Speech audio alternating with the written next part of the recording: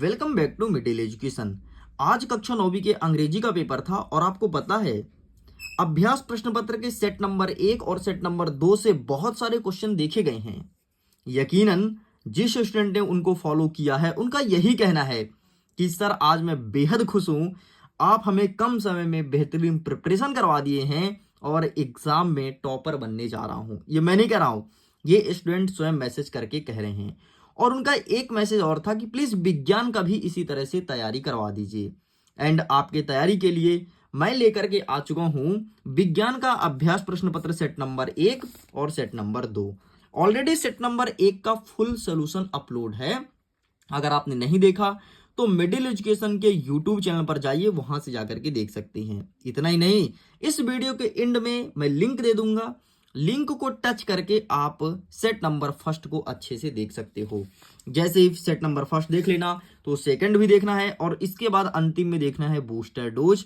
मात्र 3 वीडियो देखिए और अपने एग्जाम के टॉपर बनिए, क्योंकि प्रीवियस ईयर के पिछले 4 साल के क्वेश्चंस का समावेशन किया गया है ताकि आप बेहतर स्कोर गेन कर सकें। तो चलिए बिना टाइम वेस्ट किए फटाफट हम सारे क्वेश्चंस को कवर करते हैं और देखते हैं कि इनका सही आंसर क्या होगा। हमारा प्रश्न क्रमांक 1 कह रहा है कि सही विकल्प चुन करके लिखो। पहला नंबर कहता है पौधे में जल एवं खनिज का वहन होता है, किसके द्वारा होता है? जल और खनिज। क्या लिखा है? जल। जल तो जाइलम, जा जा जा जा तो जाइलम, इसका सही उत्तर जाइलम हो जाएगा। नेक्स्ट कहता है रंध्र पाई जाती है, रंध्र किसमें पाई जाती है? तो पत्ती में पाई जाती है, इसका सही उत्तर हो जाएगा। नेक्स्ट कहता है तंत्रिका तंत्र की कार्यात्मक इकाई क्या है? तो न्यूरॉन है। ठीक, तो ये सही उत्तर हो जाएगा। नेक्स्ट, एकांक समय में किसी वस्तुओं में जो विस्थापन होता है क्या कहलाता है? उसे कहते हैं वेग। तो ये हो जाएगा दूसरा नंबर।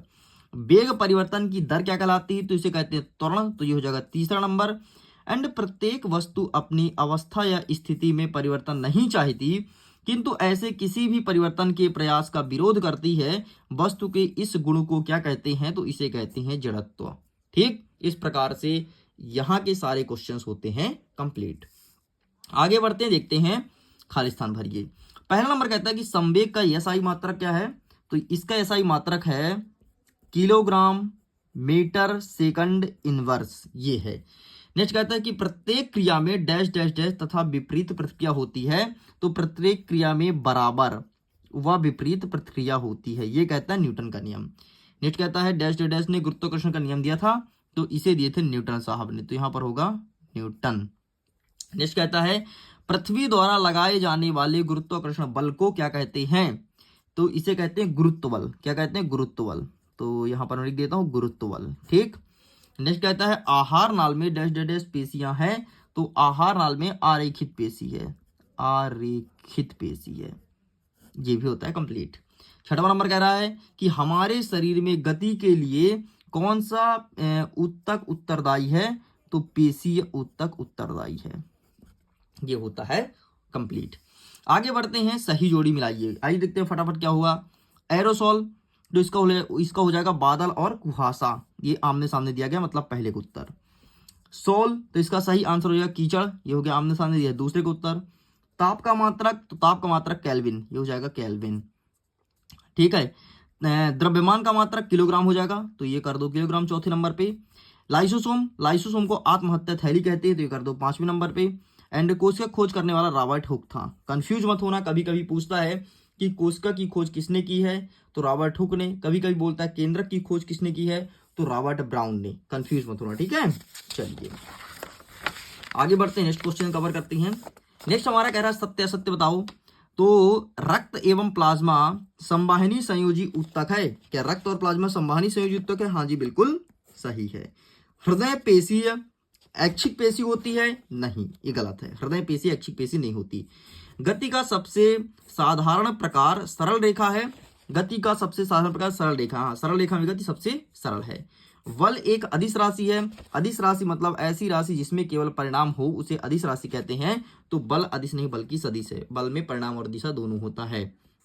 गुरुत्व त्वरण का मान है ना 9.8 मीटर सेकंड इनवर्स होता है, तो बिल्कुल सही है। एंड चंद्रमा पर गुरुत्व त्वरण का मान G/6 होता है, तो ये भी बिल्कुल सही है। ठीक, चलिए आगे बढ़ते हैं। एक वाक्य में उत्तर दीजिए। किसी वस्तु का जड़त्व किस पर निर्भर करता है, तो यहां पर आपको लिखना है द्रव्यमान पर। ठीक, नेक्स्ट, सरल आवर्त गति का उदाहरण है, तो दीवार घड़ी के पेंडुलम। ठीक है, दीवार पर जो घड़ी रहती है, घड़ी देखे होगे, और पेंडुलम जो हिलती है, ठीक, ये यहां तक जाएगी और यहां तक जाएगी, ये पेंडुलम ऐसे हिलती है, तो ये इसका एग्जाम्पल है सरल आवर्ती गति का। जीवन की मूलभूत इकाई है कोशिका, यहां पर लिखना है कोशिका। नेक्स्ट कहता है किस वैज्ञानिक ने कोशिका में केंद्रक का पता लगाया, ये बात, कोशिका में केंद्रक का रॉबर्ट ब्राउन। ठीक है, हुक नहीं, रॉबर्ट हुक ने कोशिका का पता लगाया, लेकिन केंद्रक का रॉबर्ट ब्राउन। ये तगड़ा प्रश्न है ना। नेक्स्ट, एक ही प्रकार के कणों से बनने वाले पदार्थ को क्या कहते हैं, तो यहां पर आपको लिखना है शुद्ध पदार्थ। मिश्र धातु पीतल का घटक कौन सा है, तो तांबा और जिंक। तांबा और जिंक को मिलाते हैं तो बनता है आपका पीतल। इस प्रकार से ये होता है कंप्लीट। आगे बढ़ते हैं, प्रश्न क्रमांक 6, औसत चाल किसे कहते हैं, इसका मात्रक और सूत्र लिखिए। अथवा हम कहता है कि चाल और वेग में अंतर बताइए। तो चलिए अब हम आगे क्रमशः सभी प्रश्न के उत्तर को कवर करते हैं। सबसे पहले ऊपर वाला देखते हैं, औसत चाल। तो ये रहा आपके सामने, ठीक है, किसी वस्तु द्वारा तय की गई कुल दूरी को औसत चाल कहते हैं, इतना लिखना है। चाल और वेग में अंतर बोला है, तो अंतर मैं दिखा देता हूं। ये रहा आपके सामने चाल और वेग में अंतर, दो अंतर दिया है, दोनों अंतर अच्छे से याद कर लेना। चलिए साइड करते हैं। नेक्स्ट कहता है 7वां नंबर, गति में परिवर्तन की दर को कैसे ज्ञात किया जा सकता है, इसका मात्रक लिखो। गति में परिवर्तन की दर को कैसे ज्ञात करेंगे, तो गति में परिवर्तन की दर ये रहा आपके सामने, ठीक, स्क्रीनशॉट ले लो उत्तर का। साइड करते हैं। अथवा कहता है कि एक वस्तु 16 किलोमीटर की दूरी 4 घंटे में तय करती है। कोई वस्तु है जो 16 मीटर जाती है 4 सेकंड में, पुनः 16 मीटर 2 सेकंड में तय करती है, तो वस्तु का औसत चाल क्या होगा। ठीक है, तो ये रहा आपके सामने 16 सेकंड वाला, ठीक, इसका आप स्क्रीनशॉट ले सकते हो, ये रहा। चलिए साइड करते हैं। नेक्स्ट कहता है 8वां नंबर, रमा 90 मीटर लंबे तालाब में तैरती है। वह एक सिरे से दूसरे सिरे तक सरल रेखीय पथ पर जाती है तथा वापस आती है। इस दौरान वह 180 मीटर की दूरी 1 मिनट में तय करती है, तो रमा का औसत चाल और औसत वेग क्या होगा, ये प्रश्न पूछा गया है। तो मैं चाहता हूं इसका आंसर आप स्वयं अटेंड करें, इसके क्वेश्चंस को स्वयं सॉल्व करें। तो प्लीज स्टूडेंट इसका आंसर सॉल्व कीजिएगा और हमें हमारे व्हाट्सएप नंबर पे आपको इसका आंसर भेजना, मैं चेक करूंगा आप कितना सही करते हैं। मेरा व्हाट्सएप नंबर क्या है, 74 70 705 703, 74 70 705 703, ये मेरा पर्सनल नंबर है, इसी में आप अपना आंसर भेजेंगे। आगे देखते हैं। अथवा कहता है कि किसी पेड़ की शाखा को तीव्रता से हिलाने पर कुछ पत्तियां झड़ जाती है, क्यों, ऐसा क्या रीजन है, तो इसका सिंपल सा रीजन ये है कि पहले पत्तियां रहती स्थिर अवस्था में और अचानक हिलाने पर आ जाती है गति अवस्था में, इसलिए पत्तियां झड़ जाती है। बस इतना आप लिखेंगे। आगे बढ़ते हैं नेक्स्ट प्रश्न क्रमांक 9 की तरफ। जब कोई गतिशील बस अचानक रुकती है तो आप आगे की ओर झुक जाते हैं, और जब विरामा अवस्था से गतिशील होती है तो पीछे की ओर झुक जाते हैं, क्यों, ऐसा क्यों होता है कि बस के अचानक चलने पर आप आगे की ओर आ जाते हो और बस जैसे अचानक ब्रेक लेती है तो पीछे की ओर चले जाते हो, ऐसा क्या रीजन है। ठीक, तो इसका आंसर मैं दिखा देता हूं, ये रहा आपके सामने, ये रहा, ठीक, आप इसका फोटो क्लिक कर लीजिए। चलिए आगे बढ़ते हैं। अथवा कहता है कि जब किसी छड़ी को एक दरी को पीटा जाता है तो धूल के कण बाहर आ जाते हैं, स्पष्ट कीजिए, है ना। कोई दरी को जब धूल से पीटते हो तो धूल के कण क्यों बाहर आते हैं, तो इसीलिए बाहर आते हैं कि धूल का कण पहले स्थिर अवस्था में रहता है और जैसे हम स्टिक मारते हैं तो वो आ जाता है गति अवस्था में और कंबल से या फिर दरी से धूल के कण बाहर गिर जाते हैं। ठीक, वैसे ही जैसे पेड़ का पत्ती वाला है। चलो आगे देखते हैं। 10वां नंबर कहता है कि संतुलित बल किसे कहते हैं, तो आइए दिखा देते हैं कि इसका क्या आंसर लिखोगे संतुलित बल का। ये रहा आपके सामने संतुलित और असंतुलित, दोनों देख लो, दोनों इंपॉर्टेंट है। तो संतुलित यहां पर पूछा गया है इसलिए संतुलित यहां पे देख लो। आगे कहता है कि जड़त्व से आप क्या समझते हैं, तो जड़त्व का परिभाषा अभी यहां पर बताया हूं, रुको एक सेकंड दिखाता हूं। जड़त्व ये देखो, जड़त्व ये लिखा है, जड़त्व का परिभाषा, बस यही परिभाषा लिखना है कि प्रत्येक वस्तु अपनी प्रारंभिक अवस्था या स्थिति में परिवर्तन नहीं चाहती, किंतु ऐसा कोई भी परिवर्तन का प्रयास का विरोध करती है, इस वस्तु के गुण को जड़त्व कहते हैं। ठीक, नेक्स्ट कह रहा है कि क्रिकेटर गेंद को कैच करते समय अपने हाथ को पीछे की ओर खींचता है, क्यों? ये रहा इसका आंसर, इसका भी उत्तर देख लो, ये रहा। ठीक, ये पूरा पूरा लिखा गया है, स्क्रीनशॉट ले लीजिए। चलिए साइड करते हैं। अथवा कहता है कि घर्षण के लाभ और हानि बताओ। घर्षण से हमें क्या क्या लाभ होता है, क्या क्या हानि, ये चीज पूछा गया है। तो घर्षण का मैं दिखा देता हूं आपको। ठीक है, वैसे घर्षण का उत्तर ना मैं आपको पीडीएफ में दूंगा, चलो हटाते हैं। ठीक है, घर्षण के लाभ और हानि इसमें नहीं दिया है। ठीक है, तो इसको ना आपका इसका आंसर पीडीएफ में अवेलेबल करा दिया जाएगा।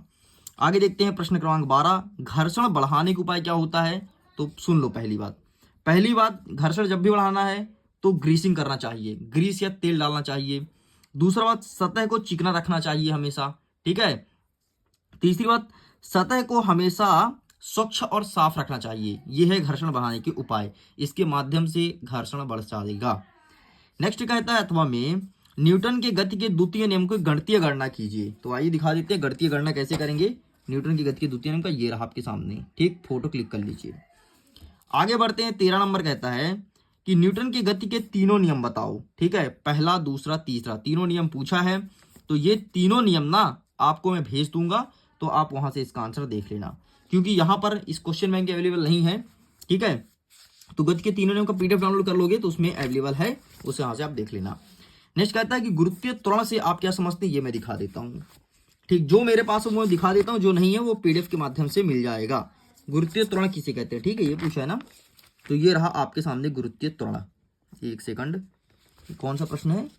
13 का अथवा ना, ठीक है, ये रहा आपके सामने गुरुत्वीय त्वरण, ये रहा, इसका फोटो क्लिक कर लीजिए।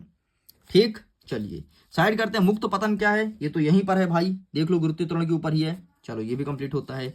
पानी की सतह पर रखने पर कोई वस्तु क्यों तैरती या डूबती है, स्पष्ट कीजिए। ठीक है, तो आइए इसका आंसर देख लेते हैं। तो ये रहा इसका आंसर, इसका भी स्क्रीनशॉट ले लो। साइड करते हैं। नेक्स्ट, गुरुत्वाकर्षण का सर्वाधिक नियम लिखिए। गुरुत्वाकर्षण का सर्वाधिक नियम लिखना है, सर्वात्रिक होना चाहिए यार, सर्वाधिक नहीं, सर्वात्रिक होना चाहिए। गुरुत्वाकर्षण का सर्वात्रिक नियम ये है। ठीक, ये लिखना है और ये लिखना है, बस इतना लिख के कंप्लीट करना है।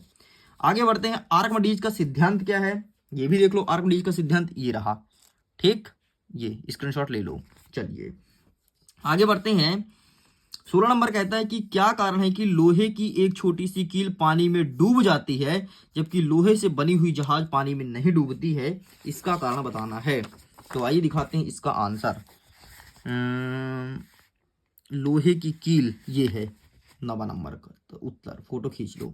चलिए साइड करते हैं। नेक्स्ट कहता है अथवा में गुरुत्वीय त्वरण मतलब स्मॉल जी और गुरुत्वीय नियतांक मतलब जी में अंतर बताना है। ठीक है, इसका अंतर आपको पीडीएफ में मिलेगा। नेक्स्ट कहता है 17 नंबर, एक वस्तु का द्रव्यमान 10 किलोग्राम है तथा पृथ्वी पर इसका भार कितना होगा। आओ दिखा देते हैं इसका आंसर, इसका भी आंसर देख लो। आपको सिलेबस तो पता है ना क्या क्या आ रहा है, बस चले सिलेबस ही नहीं पता है, ये है। ठीक, तो आप इसका भी स्क्रीनशॉट ले लो। चलिए साइड करते हैं, पेज पलटते हैं, आगे बढ़ते हैं। गुरुत्वीय नियतांक और गुरुत्वीय त्वरण और नियतांक में संबंध स्थापित कीजिए, वही है, एक है कैपिटल जी और दूसरा स्मॉल जी। ठीक है, इसका भी आपको पीडीएफ मिलेगा। नेक्स्ट, गर्मी के दिन में रेगिस्तान कूलर अधिक ठंडा क्यों करता है, ये प्रश्न पूछा गया है। तो आओ इसका आंसर दिखाते हैं कि गर्मी के दिनों में अधिक ठंडा क्यों होता है। ठीक, तो ये रहा 3 नंबर का उत्तर। ठीक, ये लिखा है, क्या बोला, रेगिस्तान बोला है ना, सॉरी, रेत कूलर बोला है। ठीक है, ये ऊपर वाला 2 नंबर वाला रहा। ठीक, ये फोटो क्लिक कर लो। नेक्स्ट इसके अथवा कहता है कि गलनांक को परिभाषित कीजिए। गलनांक क्या होता है? ठीक है, तो गलनांक दिखाते हैं, ये रहा गलनांक आपके सामने, गलनांक और अथवांक दोनों। नेक्स्ट कहता है 19 नंबर की बाष्पीकरण के दर को प्रभावित करने वाले कारक, और अथवा कहता है कि उपधातु क्या है, किसी एक उपधातु का नाम बताओ। तो आइए इसका भी आंसर हम दिखा देते हैं, ये रहा आपके सामने उपधातु। ठीक, तो इसका फोटो खींच लो। चलिए साइड करते हैं। नेक्स्ट क्या कहता है कि इसमें से भौतिक परिवर्तन और रासायनिक परिवर्तन को अलग अलग करना है, तो आओ करके देखते हैं। पेड़ को काटना, अच्छा, भौतिक में पी लिखूंगा और रासायनिक में सी लिखूंगा। ठीक है, समझ जाना, पेड़ काटना ये पी है, मतलब भौतिक परिवर्तन है। मक्खन का एक बर्तन में पिघलाना, ये आपका पी है। ठीक है, अलमारी में जंग लगना, ये आपका सी है। फलों का सलाद बनाना, ये आपका पी है। ठीक, इस प्रकार से अलग हमने कर दिया। नेक्स्ट कहता है संतृप्त विलयन किसे कहते हैं, ये चीज पूछा गया है। ठीक है, प्लाज्मा झिल्ली को वर्णात्मक पारगम्य झिल्ली क्यों कहते हैं? संतृप्त विलयन और ये दोनों का उत्तर आपको वहीं पर मिलेगा। लाइसोसोम के कार्य बताइए। ठीक है, तो लाइसोसोम का कार्य कुछ नहीं होता, यहाँ पर आरबीसी और डब्ल्यूबीसी की डेथ होती है, बस यही इनका कार्य है। नेक्स्ट हमारा 22वां नंबर कहता है प्रोकैरियोटिक और यूकैरियोटिक कोशिका में अंतर। तो आओ दिखाते हैं प्रोकैरियोटिक और यूकैरियोटिक कोशिका में अंतर। ये रहा आपके सामने, स्क्रीनशॉट ले लीजिए। ठीक है, चलिए नेक्स्ट कहता है कि हृदय पेशी का नामांकित चित्र बनाइए। तो हृदय पेशी का मतलब हृदय का नामांकित चित्र बनाना है। ठीक है, तो आओ दिखा देते हैं हृदय पेशी का। हृदय का चित्र इसमें नहीं है यार, अरे हृदय की धड़कन, सिंपल सा हृदय का चित्र बनाना है बस, कोई कठिन नहीं है। हृदय का चित्र बनाना है बस, एक सेकंड ना बेटा जरा रुकिएगा, आपको मैं हृदय का चित्र दिखा ही देता हूँ। हृदय का चित्र सिंपल सा बनाना है यार, बस हृदय बस का बना देना, बस हो गया। ठीक है, एक सेकंड में पेज नंबर थोड़ी देख लेता हूँ फिर आगे बताता हूँ। ठीक है, ये आपका नहीं है, ये 10th का बुक है, तो ये मत सोचना कि सर 10th की बुक से क्यों दिखा रहे हैं, क्योंकि क्या दिक्कत है, चित्र तो आपको देखना है ना, 55 पेज नंबर पे है, तो कंफ्यूज मत हो तुम। हृदय का चित्र देख लो, हृदय कैसा होता है, तो अपनी धड़कनों को पहचान लो। ये है भैया हृदय पेशी, ये चित्र बनाना है आपको, फोटो क्लिक कर लो। ठीक है, मैं इसलिए दिखा दिया कि हो सकता है तुमको ना मिले, परेशान होना, बाकी पीडीएफ में सब मिलेगा। नेक्स्ट कहता है केपलर के ग्रह गति का नियम बताना है, कि केपलर किस प्रकार से ग्रह संबंधी नियम बताया था। ठीक है, तो केपलर का नियम देखो भैया, ये रहा है आपके सामने केपलर का नियम। ठीक, केपलर 1 सेकंड ना बेटा, ये रहा, ये फोटो क्लिक कर लो, केपलर का ग्रह गति के संबंधी नियम। ठीक है, आगे आपका अथवा कहता है कि मिश्रण और यौगिक में अंतर बताइए। तो ये रहा आपके सामने मिश्रण और यौगिक, तो इसका आप स्क्रीनशॉट ले लो, ये रहा और ये रहा। ठीक, तो इस प्रकार से स्टूडेंट पूरा का पूरा मैंने कंप्लीट कर दिया, प्रश्न 1 से लेकर के, और आपको दिया गया है 23 तक का संपूर्ण उत्तर। ये वीडियो आपको कैसा लगा कमेंट सेक्शन में लिखना जरूर। और अब आपके सामने अपलोड होगा बूस्टर डोज, जिसे देखिए और डेफिनेटली एग्जाम में अच्छा स्कोर गेन करेंगे। वीडियो को एंड करता हूं, एग्जाम के लिए all the best, bye bye.